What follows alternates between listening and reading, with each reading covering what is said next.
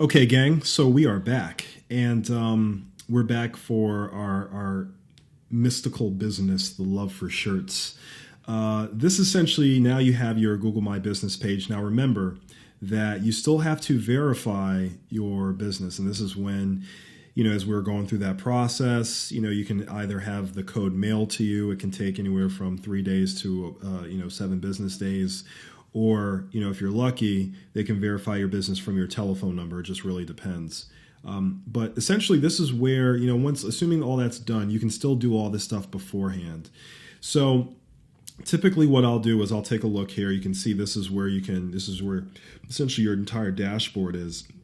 You can see how you can have a virtual tour. You have my managed photos. You can talk about your followers on Google+. You have your phone number here, your hours of operation, website.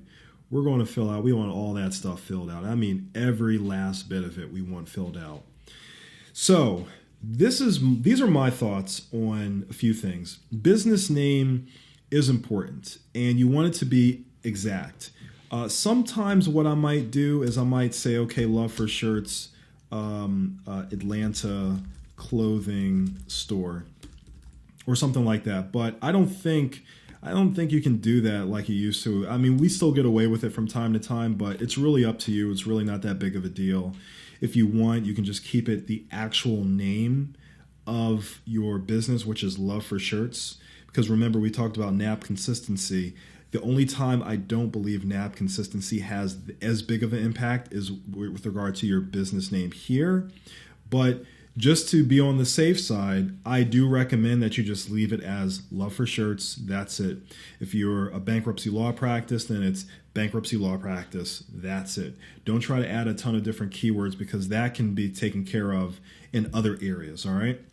So then you have your address, which obviously is taken care of there, which is good. Go to your contact info. You definitely want to have your website, obviously, in here. So loveforshirts.com. And if you want to add some more contact info, if you have a secondary phone number, you can add that in. My recommendation, the more the merrier. The more contact information you have, particularly with just your phone number as well as your website, the better. So we'll go there, Love for Shirts. You have categories. So categories says here, categories describe what your business is, not what it does or what it sells. So if we come in here, this would be what's called our primary category. I want you guys to think about that for a second. Primary category is very, very important. So if this was like a bankruptcy law practice, you see how it kind of does the auto-populate, but I can't stress enough how important this is. If you're really a bankruptcy law practice and you're an attorney, then that needs to be your primary. Now you can add others. So in this case, we had t-shirts.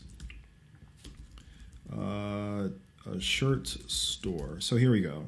So custom t-shirt store. If I want, I can add another one. Men's clothing store. That sounds about right. Let's say women's clothing store. That sounds about right. If I want to say t-shirts, doesn't really show up. That's it. I think that's more than enough. And then I hit save and I'll move on to the next one. You absolutely want to add your hours of operation. You can see here that they give you a lot of flexibility. So we'll say from 8 a.m. to 6 p.m.